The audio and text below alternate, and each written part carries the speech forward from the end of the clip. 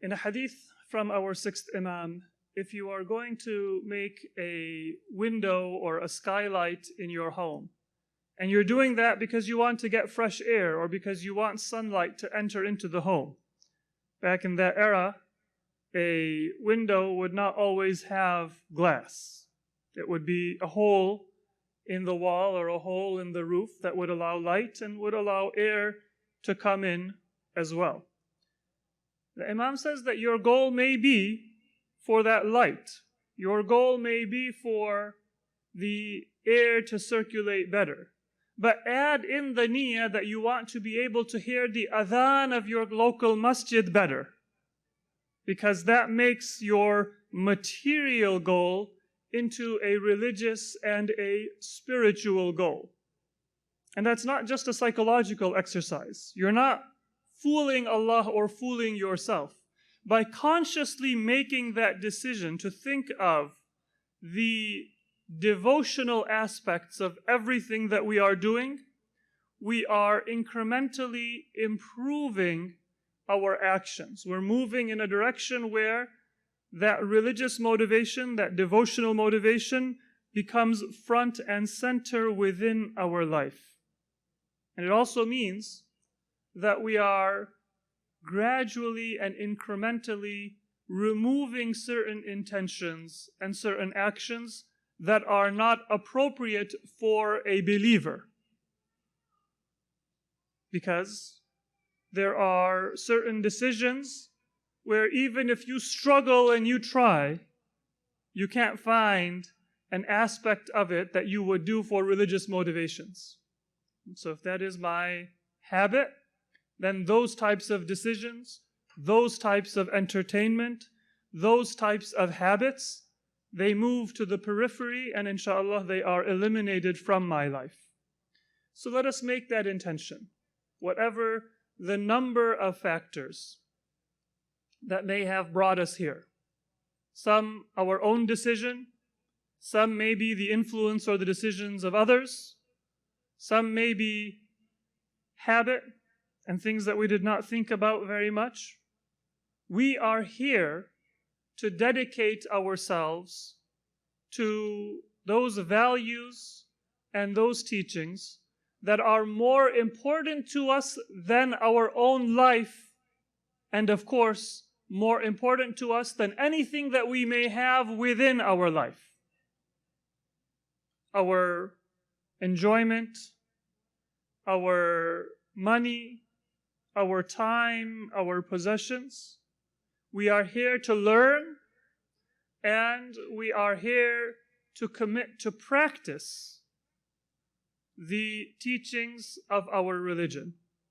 We are here to embark on a journey by boarding the ship of Ahlul Bayt, which is the Ark of Salvation, so that as we model our lives on their lives, live according to their standards, we will be worthy of their guidance and their prayers and their intercession and their company in this life and in the hereafter. Whatever our niyyah may have been until now, that is our niyyah in being with each other and in everything that we will do during this conference. Even if you are going to meet with old friends for lunch or dinner or coffee, or go and catch up on some of the wonderful food available in Chicago, or shopping. Of course, you will only do that during times when there is no seminar or lecture in session. You would never miss an important session of the conference. But even if you are doing those things, then that also is with the intention of strengthening the bonds of community for the sake of better service to the path of Islam and the cause of Ahlul Bayt. Sallu ala Muhammad wa ali Muhammad.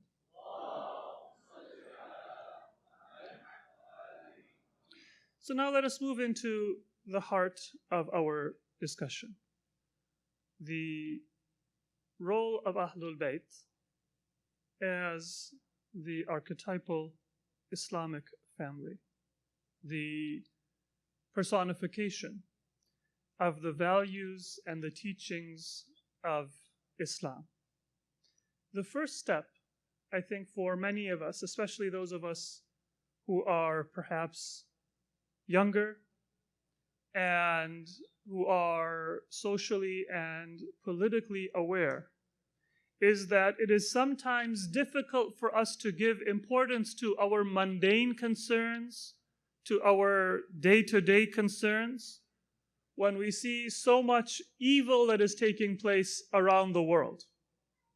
When it seems like the country, the world is on fire, it sometimes is difficult for you to think that it's important to make your bed and mow the lawn and do some of those mundane day-to-day activities that are part of life.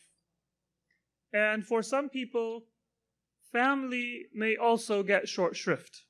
It may sometimes be forgotten because there are social causes, there are political causes, there are issues of human rights and religious rights, and so many other important issues that draw our attention, and rightfully so. And so the first step for many of us is to ponder upon why is it important for us to give importance to family. Now, if you are middle-aged, then that question might not be as relevant, because most of us by middle age, first of all, we have some family responsibilities. We may have children of our own. We may have elderly parents to whom we are responsible. And so that web of responsibilities draws us in to think about those relationships as important. Those of us who are beyond middle age, maybe retired, in many cases, family is the most important thing in our lives, in our thoughts, in our dua, and in our prayer. And we don't really need to be reminded of the importance. But what about somebody who is 17? What about somebody who is 19 and maybe is in college or has to balance studies and work and extracurricular activities, and a mother who says, why don't you call more often? Are you going to come to the family dinner? Are you going to have time to do this errand for a grandparent? There is an age when sometimes it seems like maybe a rally, maybe a protest, maybe a campaign for an important cause is more worthy of our time than family. So this part of what I am going to say is for those of us at any age who sometimes don't have that inner sense within us that the most important thing that we can do for our religious values is to give importance to our family. And I say that that is often the younger members of our community. It's not exclusive to the younger members of our community. That's often the case. But I have been told many times that you should not stereotype in your speeches, sometimes gently by audience members, and sometimes a bit more aggressively. And so I'm not going to stereotype. I'm not going to generalize. It could be a person of any age. But if you think that your mother, your father, your children, your spouse, your relatives are a little bit of a drag or a distraction from what's really important, then this part of what I would like to say is for us, for that group. A person came to our beloved Prophet Muhammad Mustafa sallallahu alaihi wa alihi,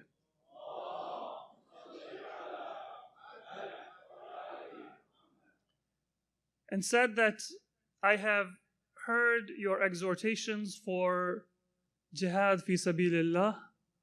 And jihad fi sabilillah, of course, is not purely fighting, but when Islam is in need of people to go for its defense, then one of the greatest examples of struggling in the way of Allah is to fight for the defense of Islam and the defense of Muslims and for the weak and vulnerable in society. So jihad fi sabilillah doesn't mean war, but when war is called for, then to go forward and volunteer yourself is certainly one of the greatest examples of that spirit of sacrifice and struggle in the way of Allah.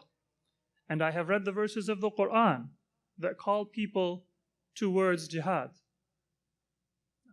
A volunteer has come in a time when the Muslims are threatened from every corner with attack and with annihilation, and says, I want to come and volunteer to defend Islam, to defend Muslims. Those of you who are on campus, you know how recruiters come and try to convince you to join the army. Do they tell you that you might get injured and suffer from PTSD, and major causes of death are likely to be suicide and all of the after effects that come from the stresses of war? They don't paint that picture. They paint a picture of excitement, of glamour, of seeing the world, of opportunities for education and career advancement through the experience you gain. Why? Because a society that either legitimately or illegitimately needs soldiers tries to convince people to join. You see that in your own society. Sometimes even standards are lowered, and people who are not citizens and people who should not qualify are accepted. Because when you need soldiers, then you take who you can. You take who is available. And if enough people aren't available, you try to fool them and you try to convince them to come. Nobody needed soldiers more than the Prophet in the early years in Medina. Most of you have probably heard the incident, but I want to pause a little bit because it's important for us to understand the context. This is not peacetime, where everything is good and Muslims are living with strength and security, and the Prophet gives a message that there are other priorities other than jihad. Until the end of the Prophet's life, even after the conquest of Mecca, even after many of the Arab tribes had come to Islam, the threat from the borders of Arabia was still present. This is why on his deathbed, the Prophet emphasized so much that the army of Usama ibn Zayd is to be dispatched. Because even on the Prophet's deathbed, that military threat and that need for soldiers had not abated. Much more so before those conquests and before those military successes. So a person comes, a young man, qualified, willing, able, not asking for a salary, probably not even asking for arms, because the spirit of jihad is that people would bring their own horse, bring their own arms, and if they weren't able to afford it, then they would be willing to walk and not even have the normal arms that a soldier would get. That was the spirit of jihad. And then the person said that I have elderly parents. They don't want me to go. Now, there was a general need, but there wasn't a specific call from the Prophet. If there is a specific call from the Prophet, then whether you have a harvest that is just waiting to be brought to market, or family or personal concerns or a big test coming up next week, it doesn't matter. When there is a call from the Prophet, when there is a call from the Imam, when there is a pressing need, then you go and you meet that need immediately. But here there was just a general need, and the Prophet wanted a certain kind of soldier, not just somebody who was willing to sacrifice or give their life.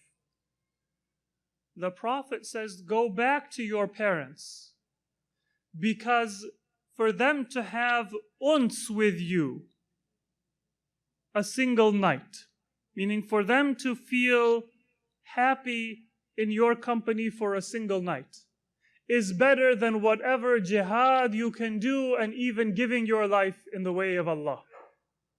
That is the importance of honoring our family relations. The draft that the Prophet had is not saying that join the jihad and you'll get to see China. Join the jihad and we'll give you a non-interest loan to start your own small business.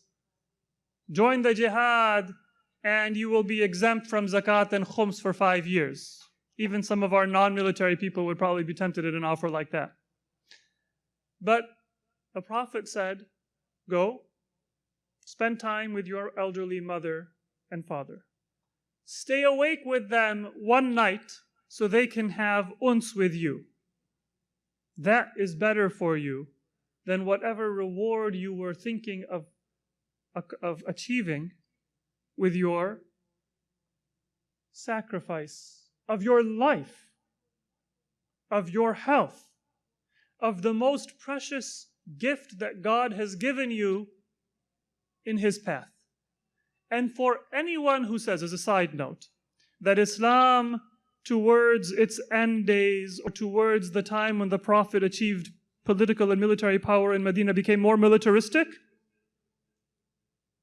this incident and many more like it is one of the best examples of the true message of Islam. That militarism, that came later. That spirit of conquest for conquest's sake, for the sake of expanding borders and not establishing justice and not creating a better society, that wasn't part of the Prophet's message, neither in the early days in Mecca, nor in the latter days in Medina, nor even when the Prophet acquired military power and political power. That was the message of those who would rule as kings and monarchs in the name of the Prophet. But that has nothing to do with the Islam of the Prophet or the Islam of Ahlul Bayt alayhimus salatu wassalam. Sallu ala Muhammad wa ali Muhammad.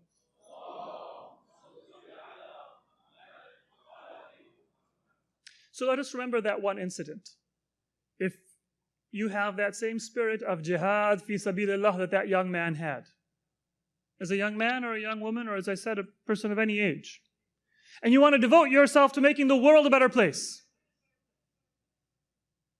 you want to devote yourself to the cause of human rights or the cause of justice or the cause of oppressed Muslims or oppressed people in your society or throughout the world. Political campaigns are already in season. You want to volunteer for your candidate or whatever other cause you may have. But if you are offered the choice to go and serve your parents and you say, that's kind of boring. Just got the time for that. That's why my parents had other kids. They can do that. Then you're not the kind of mujahid that Islam needs.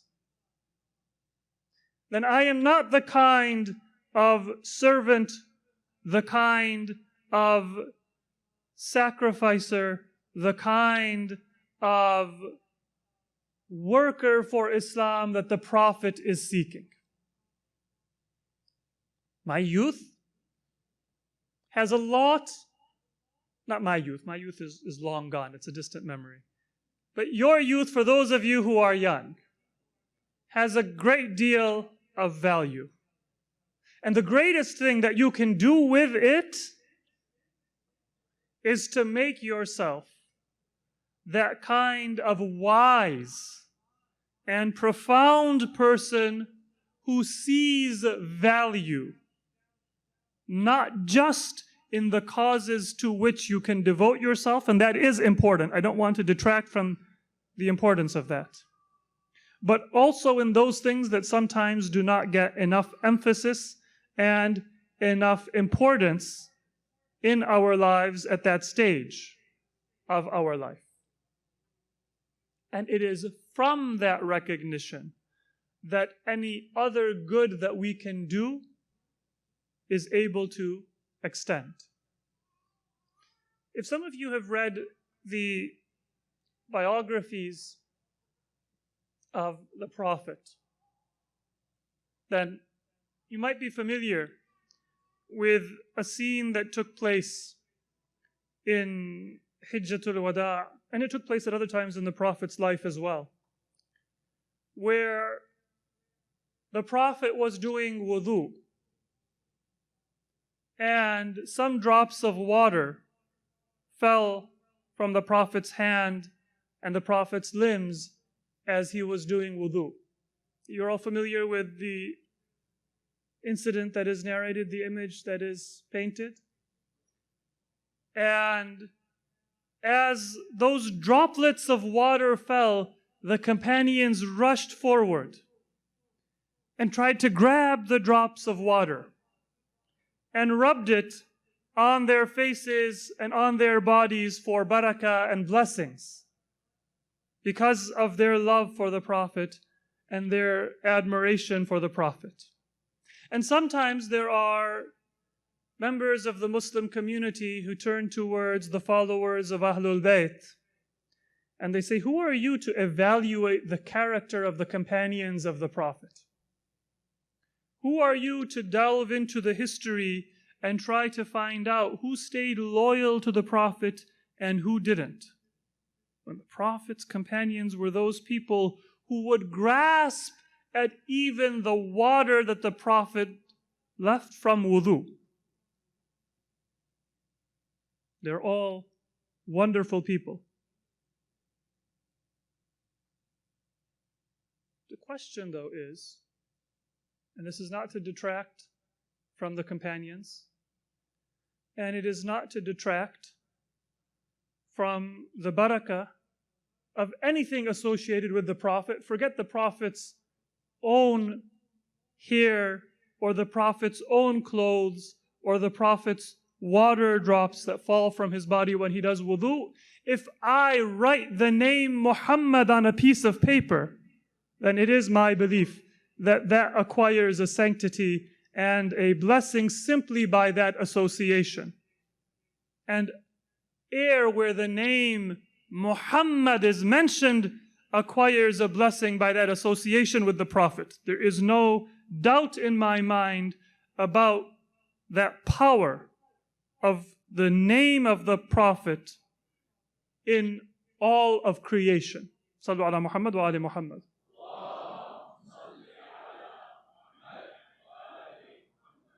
That is not in doubt. But for those Muslims who say this is a sign of the success of Islam, this is a sign of the grandeur of the companions.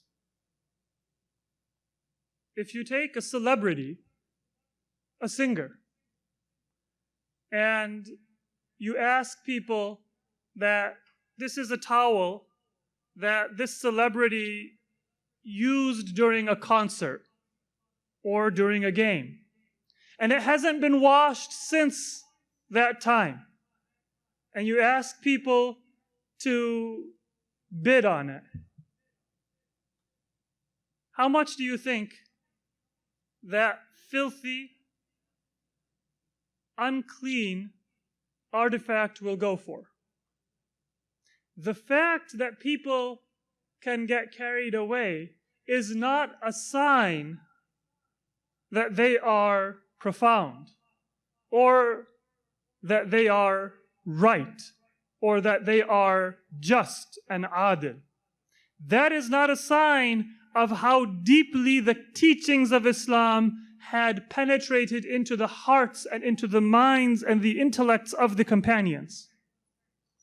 To have thousands of people looking for the droplets of wudu. Yes, the Prophet is certainly far more blessed even than that. But that is not what you should brag about as a Muslim. Because people can get carried away with celebrities who are not worth it. And they have, and they do even today. Did the Prophet ever boast or ever mention this as a sign of the greatness of his mission? If he did, then talk to non-Muslims about how much respect the Prophet had and his companions in these terms. Is it clear what I'm trying to say? I'm not saying that this is not a proper response to the blessed existence of the Prophet and everything associated with him. It is an appropriate response. Even more respect and veneration than this is due to the Prophet. But that's not a sign of the success of Islam. Because people have done this and more with people who are not worthy of such veneration. That's not what the Prophet took pride in, boasted about, or told people is a sign of the success of his mission. The conquests were not what the Prophet spoke about as a standard for the success of Islam. What was the highest standard?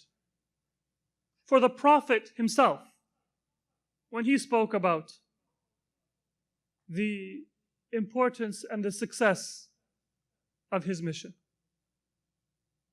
what did the Prophet take pride in? It was his progeny. It was his family. You're all familiar with the incident of the disputation with the Christians of Najran in southern Arabia or Yemen.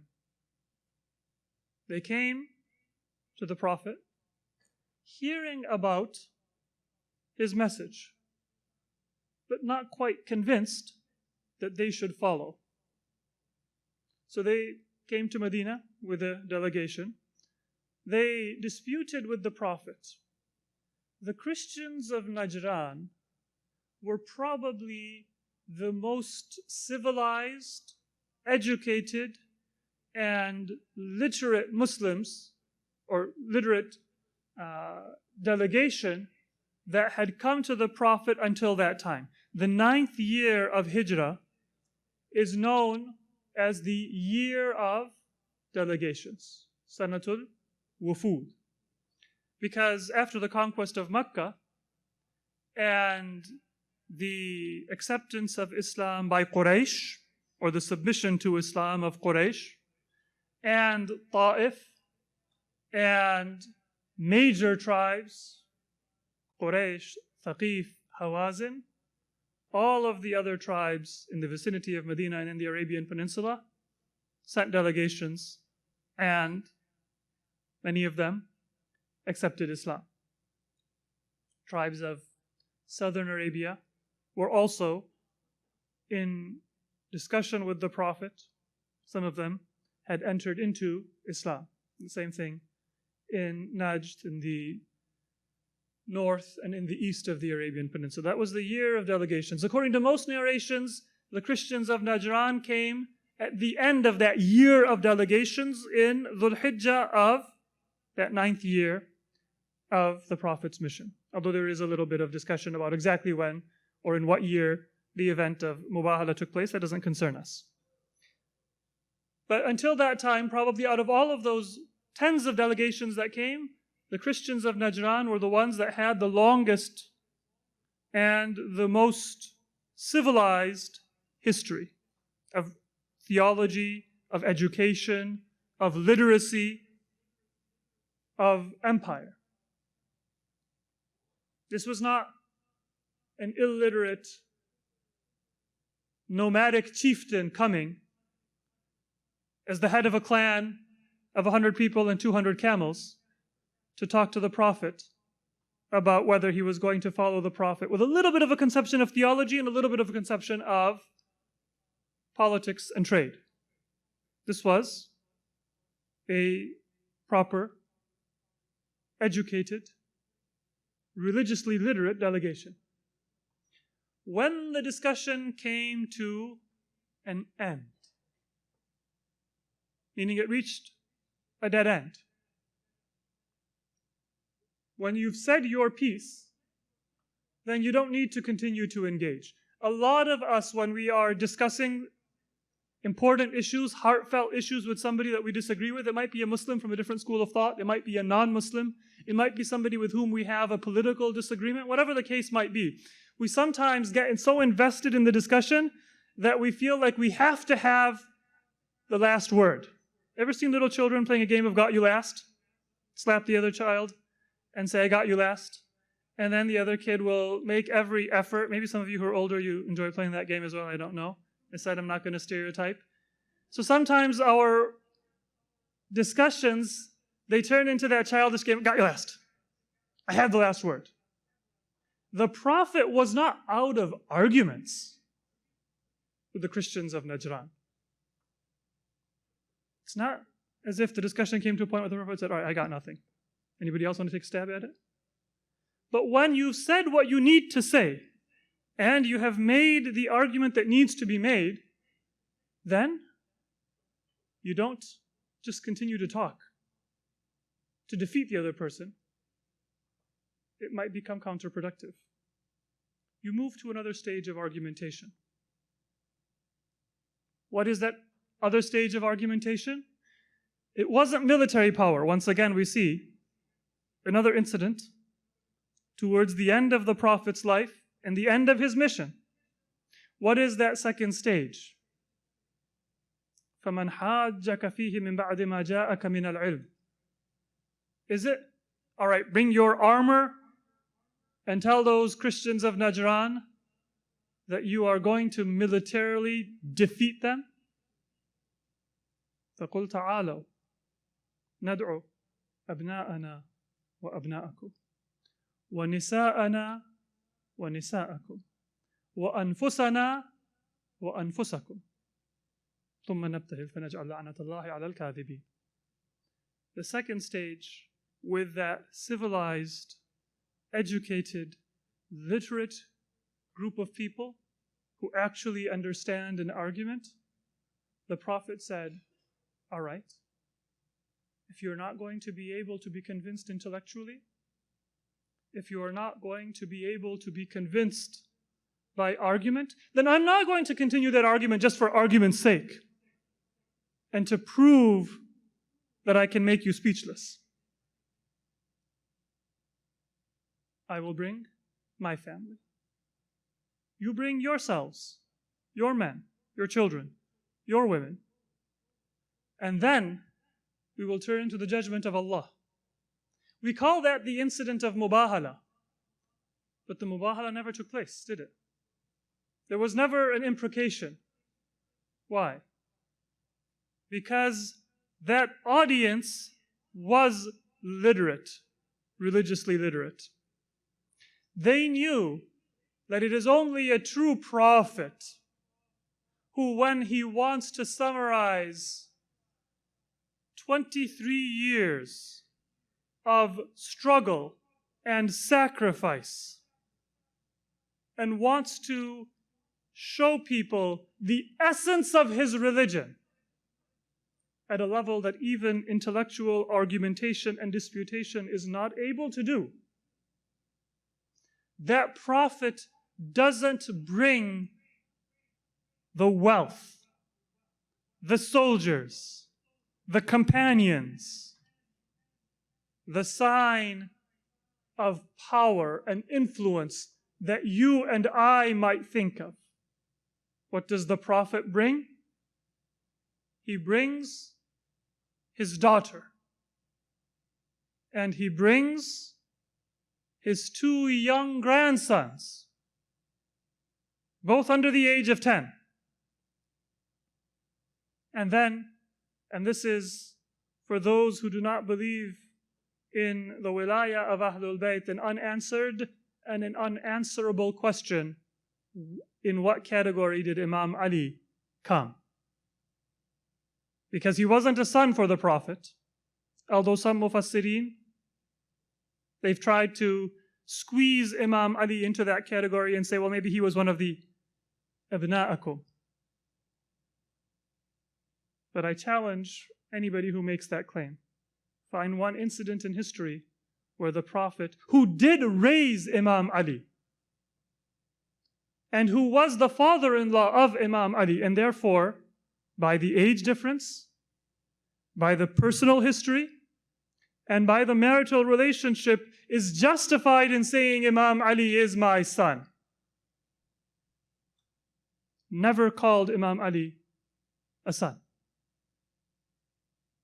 He was not part of nisa'ana, nor part of abna'ana, but he was part of, or he was anfusana, the self, the person of the Prophet, represented in that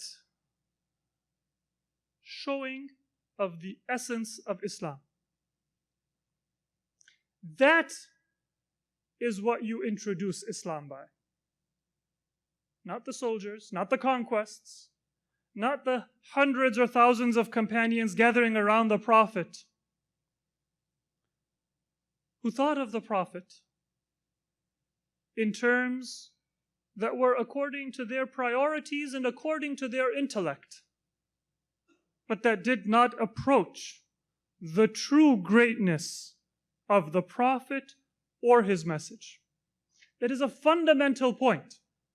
Here the Prophet is telling us, and the Christians of Najran, and all of humanity, what is Islam? Who is Islam?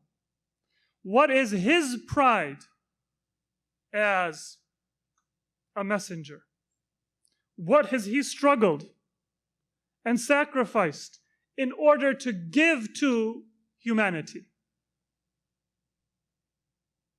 If it is the Quran, then it is, along with the Quran, Ahlul Bayt. Also in Hijjatul Wada that I referenced earlier, there was a sermon given by the Prophet. And during that sermon, he mentioned Hadith al-Thaqalain, Ahlul Bayt and the Quran, as his twin heritage for the Muslims. When the Prophet mentioned that twin heritage, the Prophet illustrated visually for his audience the close relationship between Ahlul Bayt and the Quran by drawing 2 fingers together. Now, if you want to say that, me and my friend are inseparable, then how do you normally do that? If you want to illustrate that with your fingers, you'll say we're like this, right? We're inseparable. We're like this. But the Prophet did it like this. The Quran and Ahlul Bayt are inseparable, and according to the narration, the Prophet brought 2 fingers together from his 2 hands, like this, and not like this. And what is the difference? This is easier,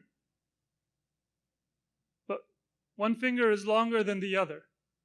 And that might imply that one is greater than the other. And the Prophet wanted to say that the Quran and Ahlul Bayt are co-equal. They are to be together. لَن يَفْتَرِقَا حَتَّى يَرِدَا عَلَيَّ الْحَوْضِ. They shall never separate until they come to me together at the gates of paradise. The watering hole of paradise. Don't say that the Quran is primary and Ahlul Bayt is secondary, nor say that Ahlul Bayt is primary and the Quran is secondary.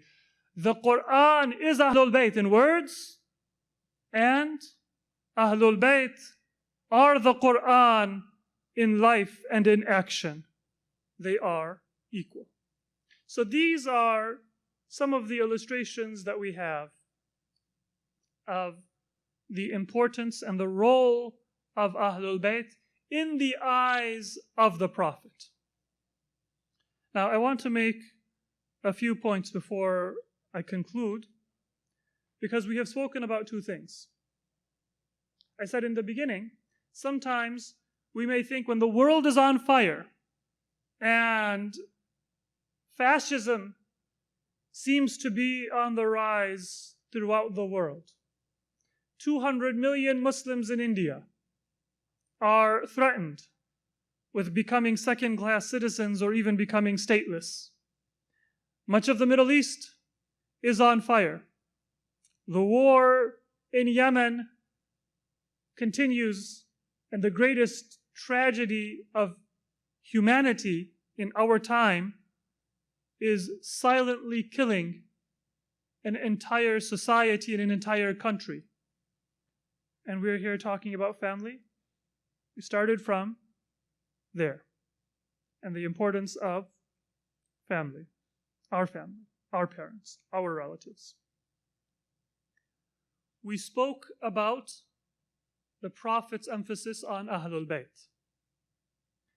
There is a connection between those two.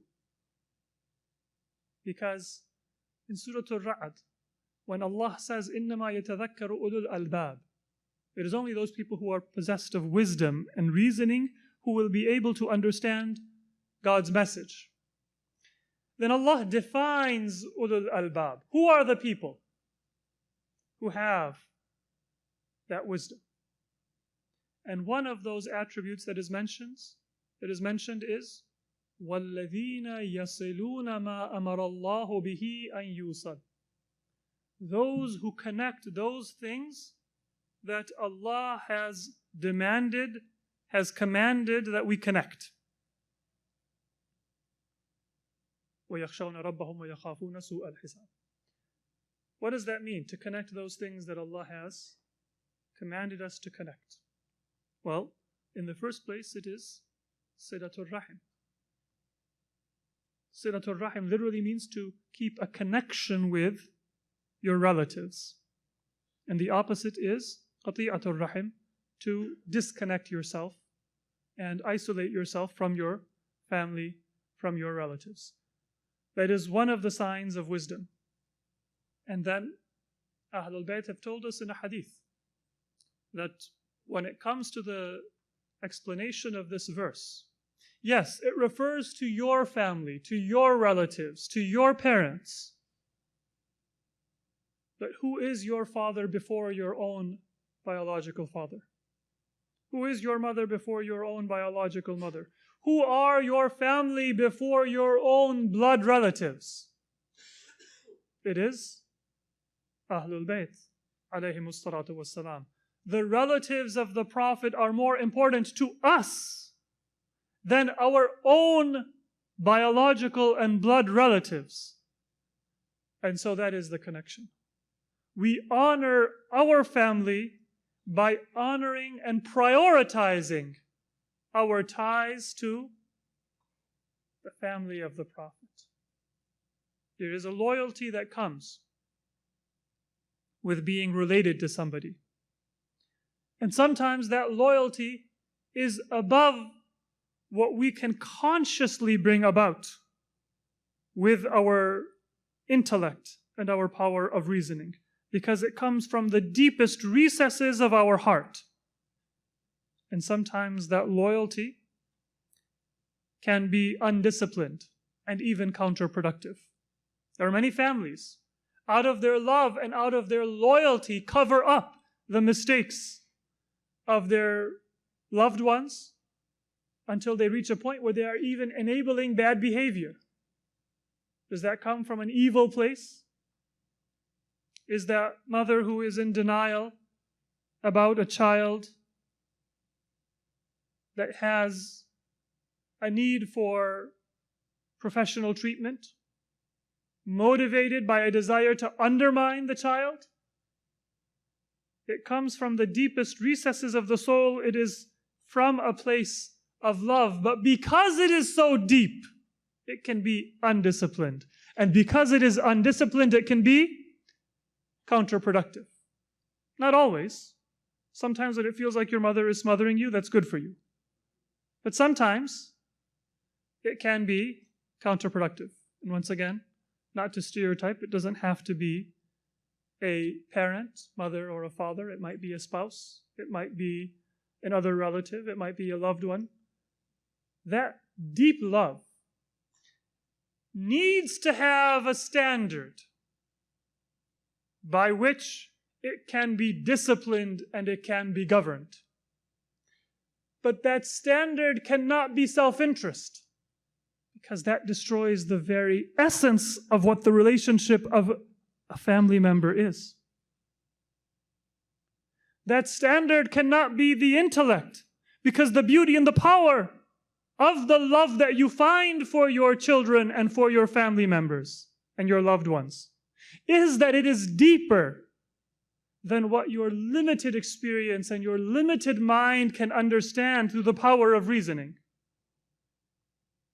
What trains and what disciplines and what governs and what guides that deepest love is first and foremost and even more visceral and an even more profound love that cannot go wrong, that cannot become counterproductive, because it is love for light itself that has no shadow and has no darkness.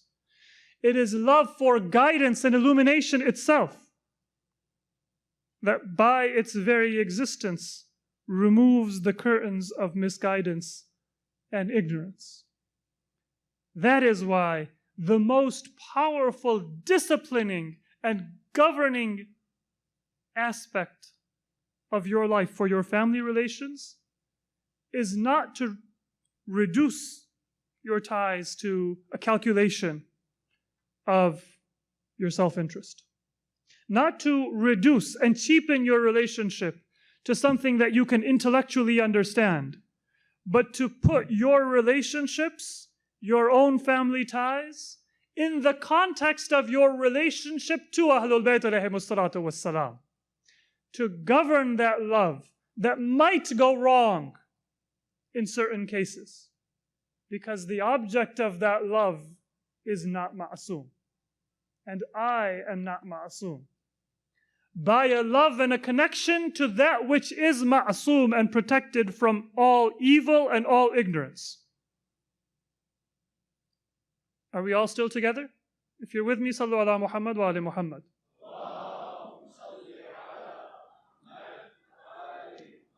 By no means does that mean that you don't use your experience, that you don't use your intellect, that you don't seek professional assistance and you don't seek the support that you need from institutions and individuals that exist within society.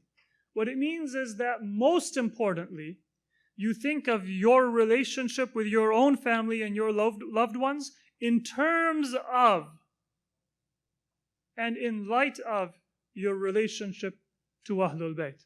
When you are happy for your family, you think immediately of how that connects you better to Ahlul Bayt.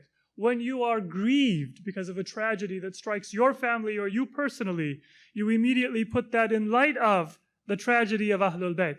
And as the Prophet said after the battle of Uhud, that, O ladies of Medina, if you are going to mourn your loved ones. وَلَكِنَّ حَمْزَ لَا بَوَاكِيَ لَهُ. But what about my uncle Hamza? Is there no one to weep for him? And then it became a custom among the ladies of the Ansar that whenever they had a personal tragedy, they would begin by reciting Ritha. They would mourn and grieve and shed tears for Hamza. and then for their own loved one. The Prophet was training them. He was teaching them. In fact, the entire life story and the martyrdom of Hamza and his being given the title Sayyid al-Shuhada was training for the Muslims to be prepared for their obligations towards Sayyid al-Shuhada, Abu Abdullah al-Imam Husayn ibn Ali alayhi as-salatu was-salam.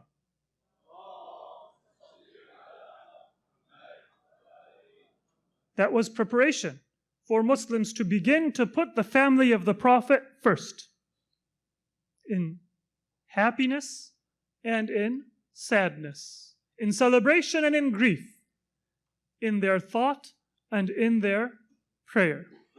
There are other parallels as well that we don't have time to get into right now.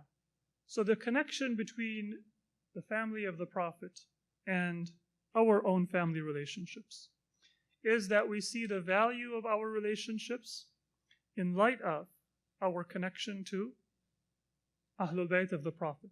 They are that model family. Now, one common issue that many people face is that the families that we are given by Allah subhanahu wa ta'ala, they often are not all at the same level of religious or intellectual understanding. And so if I am very religiously inclined and motivated, my parents might not be.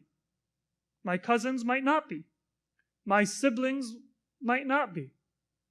And for those of you who are older, my children might not be. And at all levels, that is sometimes a worry, a concern, a disappointment. Sometimes children are alienated from their parents because their parents don't fully support their religious devotion. And just as frequently, there are parents who are alienated from their children or alienate their children because they are not as religiously motivated as the parents are or the parents would like them to be. If you have that example of Ahlul Bayt in front of you, then you will have a spiritual but also a narrated example of how to manage those different relationships and those challenges. Remember, there was no mix-up among the angels that caused you to be born in the wrong family. You were supposed to be the son or daughter of Shahid Baqir al-Sadr, and accidentally you were born in a less practicing family somewhere in Iowa. There was no mix-up at that great maternity ward in the sky that caused you to get the wrong children. He's already 5 and he hasn't had the 30th juz memorized. I was hoping that by this age, he would have beat the record of, some of you might remember, Muhammad Hussain Tabatabai was a very young child, had memorized the entire Quran and was able to recite it very beautifully. That's what I wanted from Allah. And Allah gave me this little ball of energy that likes Play-Doh, but thinks that a book is simply to rip out and make paper airplanes out of. Not even paper airplanes, but crumbled balls that you throw against a wall. Allah chose that child for you. Allah chose those parents for you. Allah chose that family for you. He chose with wisdom. Your job is not to question or to doubt or to escape. Your job is to see how it is that you are to honor that relationship. And that might be one of the reasons why, even for our Prophet and for Ahlul Bayt, they had very difficult family relations. If the Prophet had Lady Khadija, then the Prophet's life gives us many examples of how to deal with in-laws and family members and close ones who are far more damaging to the message than anything that a distant enemy could ever concoct. Hadith al-ifk, false accusations against the Prophet, are just one example. History, those of you who have studied the Prophet's life, history has remembered that as if it was an accusation against a wife of the Prophet. But that is because we are all the protagonists and the heroes of our own stories. It was the Prophet who was the target, not anybody else. It was the Prophet whose message and whose piety and purity was being impugned in that incident. That is why the example of the Prophet is a very beautiful one for us to understand. How you protect yourself. You don't become a doormat. But how you also honor those obligations that you have by virtue of being a member of society. So for those of us who have difficult relationships in our families, let that not be a distraction or an excuse, but let that be ever more reason for us to take advantage of opportunities like this, because we talk about Ahlul Bayt a lot. But a lot of the time, it is aspirational, it is devotional. Opportunities like this are when we can talk about Ahlul Bayt in a little bit more of an academic and an intellectual and a comprehensive manner, to see where we can get that inspiration from their lives for how to honor our own relationships, and how we can translate our own lives to serving the path and the cause that they served. I pray to Allah subhanahu wa ta'ala that He make all of us among those who are always able to draw those connections. وَالَّذِينَ يَصِلُونَ مَا أَمَرَ اللَّهُ بِهِ أَن يُوصَلْ. So we are connected to our families, we are connected to our communities and our worldly obligations. And through those connections, we are connected to the Prophet and connected to the family of the Prophet. And through that connection and that service, that we are always connected to Allah subhanahu wa ta'ala and serving His cause. And may Allah subhanahu wa ta'ala grant us, as the fruit of those efforts, the connection and the reuniting with our Imam and our Master and our leader, the awaited Savior of humanity, Hujjat ibn al-Hasan al-Askari alayhim as-salatu was-salam.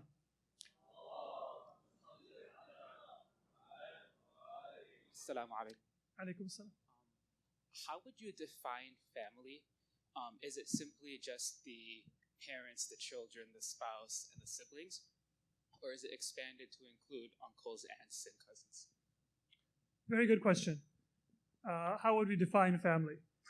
Fuqaha say that the word rahim, it is defined to include those who society and custom recognizes as being a relative of yours. So all of those who are customarily our relatives, we have an obligation towards them.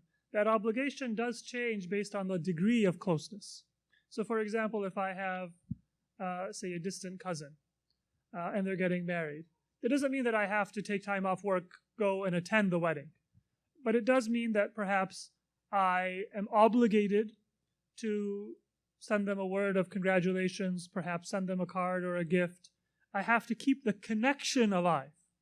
It's not a specific action that you have to do. So whoever is customarily a relative, you have to keep what custom would say is a connection, which could be in person, it could be by a virtual connection, and if nothing else, it could also be in dua.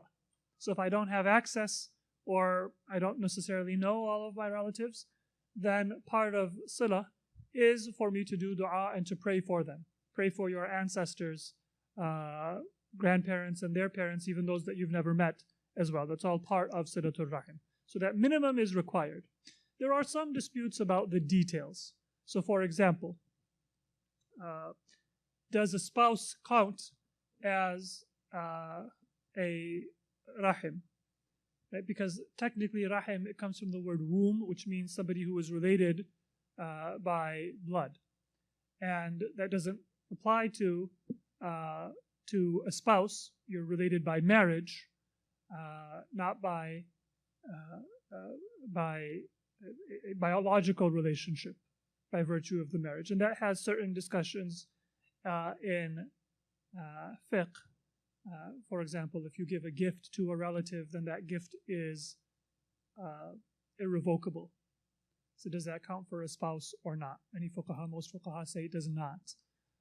Unless you happen to marry your cousin, in which case be careful what you gift him or her. Because you can't just take it back. But by and large, that which custom says is a relative is a relative. My question that I have is, I'm a father of 3 boys, and my father always told me that Imam Ali used to say, split the age into 3, from like 0 to 7, and then from 7 to 14, and then 14 to 21. Can you explain those stages of raising a child in those 3 Sure. Many of you are familiar with there's numerous hadith from different ma'sumin, all with this similar kind of a message of 3 stages of a child's life. The basic understanding is that the first 7 years are when the child should kind of be treated as a monarch, a ruler. The second 7 years are when the child should be treated as a servant or a slave, because slavery has been abolished. We'll give them like a slight promotion, maybe to servant. And the third are when they should be treated as a minister. That doesn't mean that you do everything the child wants or the family revolves around the child in those first 7 years. And that's a misunderstanding, because we don't have monarchs. So none of you, have seen none of you have seen a child king, but then your president is kind of a child king, at least in his self-image and actions. But none of us have seen a child king except maybe in literature or in stories. But back in the day when a child would sometimes come to the throne, the kingdom didn't run according to the whim of the child. But the child was humored, because after all, the child is king. And if the child survives, they'll remember that uncle or that prince or that general or that minister who didn't humor their whims. So they would be humored. They would be guided by stories, by temptation, meaning by kind of gentle bribery, by humor, by games, but they would be guided. In effect, it would be, the queen mother, it would be a minister, it would be a brother of the late king, it would be somebody else who's actually making decisions. And in the family, that's also the case. That 6-year-old, 5-year-old child should not be ruling the family, but they should be reigning. R-E-I-G-N-I-N-G, I think it is, right? Did I spell that right? Okay, good.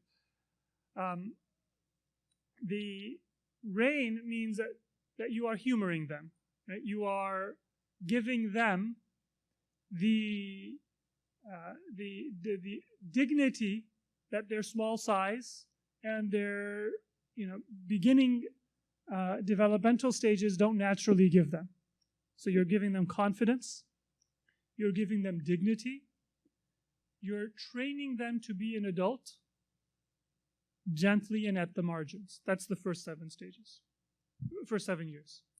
Then you move to a point where you are training them. Now, the image that we have, of course, I said I'm not going to use the image of slavery, and part of that was kind of humorous, but part of that is real.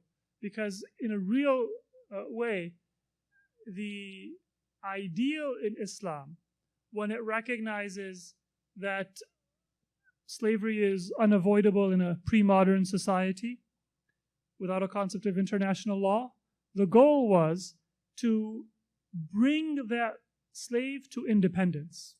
That is why in Surah Al-Balad, fakku raqaba is considered one of the greatest good deeds that you can do. Freedom is default. That is the goal. So a slave is more an apprentice within Islam. So think of it as an apprentice or a servant. The goal is not that, right, in the 7 years you get revenge for all the diapers you changed and for all the sleepless nights. No. That's when you are training a person to be a productive member of society. So there is command, there is discipline, but it is a purpose of training. And then, if you do that, then after that, then you have a minister. You're still making the decisions, but you are getting advice, giving advice, including within the decision-making process, training people to be an adult. Adolescence has been stretched in our times. People often are physically adults, but in terms of life skills and even emotional intelligence, they're often still children. That is something that we as parents in that third stage, from 14 to 21, we should be trying to give our children that ability to enter society as thoughtful, as mature, as productive members. Not productive in an economic sense, but productive in a spiritual and in a human, and of course also in an economic sense. Good questions. So the first stage is there mediation? Yes, always. Now this particular hadith doesn't say what to do when you've made a mistake, but we do have a general principle that as long as you are alive, you do have spiritual agency, even when your physical agency is limited. And so the influences that we have in our life and in the lives of others are not primarily physical. This is a common stumbling block, maybe a mental stumbling block more than an intellectual stumbling block for many people. We kind of think that, all right, well, when things are said and done, what can we do? Because we are very conscious of physical influences and stimulants within the world, but we're not as conscious of spiritual influences within the world. Our journey as a spiritual being is not limited to our physical body. This is why there is a hadith, this is related, although it's not directly what you asked about, but it's related, that says that sometimes a child is a very obedient, good child until their parents die. Then they forget about their parents and they become, in the eyes of God, a disobedient child. Or there might be, and this is perhaps more related to what you're asking about, a child who was not conscious of their parents' rights so long as the parent was alive. Parent dies. So we're not talking about passing the age of 7 and now the child is 8 and we're like, is everything lost? Do I have to have another kid to not, start over or wait till grandkids? The parent is actually no longer alive. You were disobedient so long as the parent was alive, but then now when the parent passes away, because you start remembering them, praying for them, you become bar, meaning a worthy child. This is an example of that spiritual agency that I'm speaking about. So long as you are alive, you have spiritual agency. So if the time has passed, then you can't turn back the clock and recreate all of that.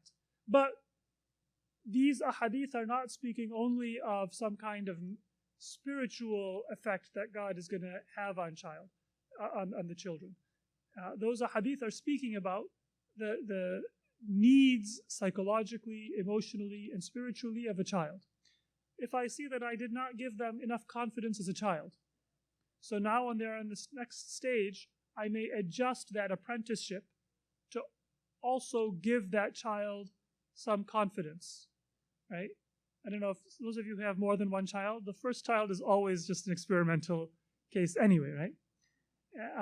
That's what I tell my children, at least. So you do have to make up for that.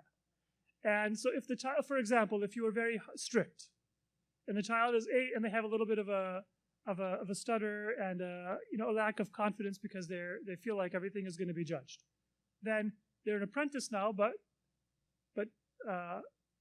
compensate for that. Give them some additional support. So you're making up for it. Don't forget the power of dua and prayer, because that is the actual greatest influence that you're going to have. And again, not directly related to your question, but also an extension of it. Sometimes parents say the clock has kind of, or the time has run out because, my child is going to college and I don't know if they pray 5 times a day. For example, I don't know if they wake up for Fajr, or worse. Even there, if it seems like it's a black and white decision, if it seems like, it's a point of no return, that's not for us to be determining. So keep your trust in Allah, your prayer, and hope that even if there might be mistakes that I made, there might be mistakes that maybe another loved one or a relative makes, that Allah subhanahu wa ta'ala is muqallibul qulub. He changes hearts and He changes circumstances. And so never lose that hope. I believe strongly, alhamdulillah, in Ahlul Bayt. But when it comes to practical type of life, how we can implement the life of the Ahlul Bayt in all aspects of life? It's a very good question, and I think that is actually not only a good question, but that is what this conference is going to explore.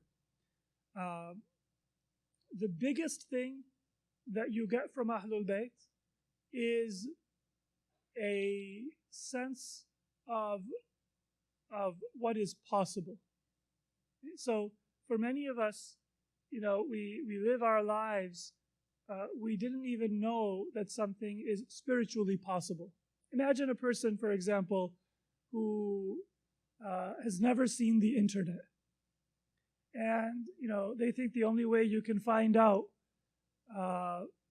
when the Spanish-American War took place is you have to go to a library and you have to go to the card catalog and find a book or find an encyclopedia. And some of you guys are old enough to remember my childhood. Card catalog and researching and then going to... And then all of a sudden, imagine if you walk up to a society where there's the internet and you're like, the Spanish-American War took place sometime, and then your kid is like, yes, it was, it's all right there. Imagine what world of possibilities opens up in terms of finding out information. What Ahlul Bayt do is most powerfully. They tell us that spiritually, we're a lot more capable than we think. The horizon is a lot grander than I can be a good person, say my prayers, raise a good family, and that's about it. Raising the horizon is the greatest gift. And that informs all of the decisions in our life. And then the rest of this conference, inshallah, will talk about ways in which we can benefit. صلوات على محمد وآل محمد.